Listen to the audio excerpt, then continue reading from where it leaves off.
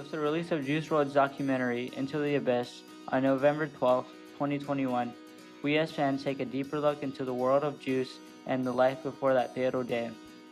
The documentary is a series of recordings that highlight different points in Juice's short career, featuring creative and fun freestyles. My nigga Ski just walked in this bitch. Me and my brother from another mother, we getting rich. I pull up on him with that Lido, pussy nigga get stitched. I pull up on him with that Lilo, pussy nigga get stitched. That's what I meant to say.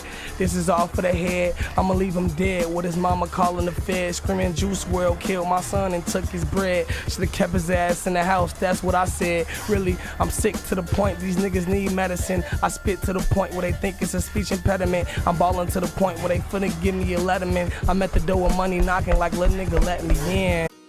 The music making process, his addiction problem, but most importantly, it shows a kid who is struggling just like the rest of us.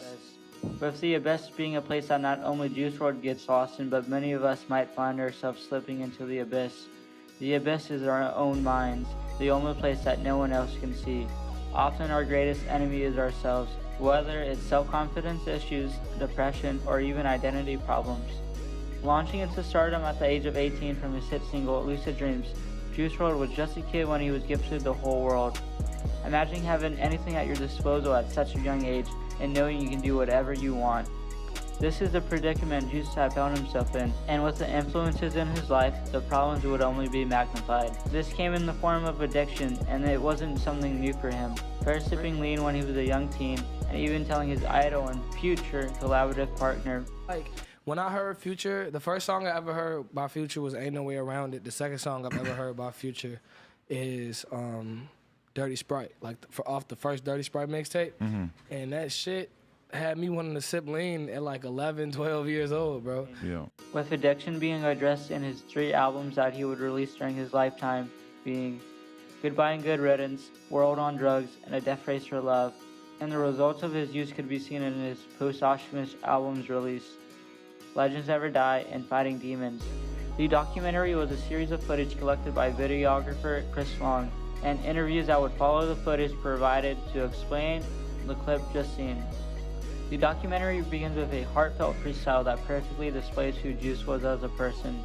Someone talented that could do amazing things, but that was held down by his own self. We then follow Juice as he jumps from place to place, touring, recording, doing drugs, and just having fun, like riding dirt bikes and four-wheelers, because it's something that he enjoyed. As we follow Juice and watch him interact with others, he reveals that he suffered from ADD. ADD is a disorder for children who can't pay attention in classroom settings and is diagnosed by doctors. And because of this disorder, Juice WRLD revealed that he had started to feel self-conscious and would take prescription drugs to feel quote-unquote normal. Already we see the effects that society has put on others by making someone feel excluded because they do not fit the norm or the standard we accept. As the documentary continues, Juice WRLD does interviews to promote his sophomore album titled A Death Race for Love, and Juice's anxiety is brought up, where he discusses the problems certain cultures have created about mental issues, the problem being having issues that aren't physical like anxiety and depression are frowned upon, and they are told to disregard the idea of having those problems. With this being an issue that he seeks to reform and change the way people view, and I firmly believe even after his death he's still making a change on this issue, because the way Juice WRLD openly explores and talks about these issues like any other problems has helped change the narrative about them. But this idea of change that Juice envisioned was anchored down by the ongoing drug addiction that only worsened as the documentary continued. We start to see him take more pills and drink more lean than ever, and during his final days, it was at its worst since he had started. But we soon learned that most of his addiction was used to cope with the sudden fame that had come his way, and was used as an outlet to pour his struggles on. Only being on the music scene for 2 years and blowing up affected Juice WRLD so much that he started to feel detached from the world, a feeling that is horrendous, and his anxiety and addiction would only worsen during his sudden explosion of fame.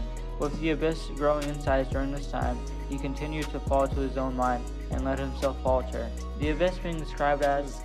Me and Juice came to this terminology just by chopping it up with each other one day and just talking about how, just like how depression can go, you know what I mean? And how sad things can be and how like like far you could fall into that pit, you know, that abyss of darkness and like. And by the end of the documentary, we witness Juice's high and lows, with the highs being performing, making music, hanging out with friends, and freestyling, and the lows being his addiction, the abyss slowly taking over, vomiting during concerts, and not being able to help others.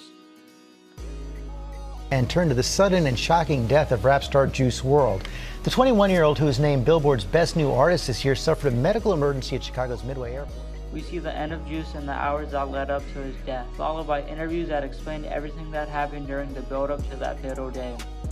The Abyss had won the battle against Juice WRLD. Sadly, Juice WRLD let himself fall into the Abyss, but I think that Juice brought forth the idea of the Abyss to let everyone know about it. So we cannot let the Abyss win, not let our anxiety win, not let our depression win, not let our self-conscious problems win, not let any of these issues win against us.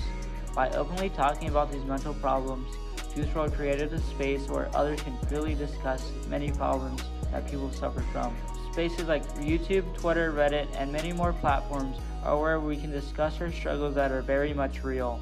And Juice WRLD helped pave the way for it. This documentary, Into the Abyss, perfectly showcased the world Juice had found himself in and shed light on the issues that many people suffer from, not just Juice WRLD. So if you liked the video, please leave a like and share with others that might be interested.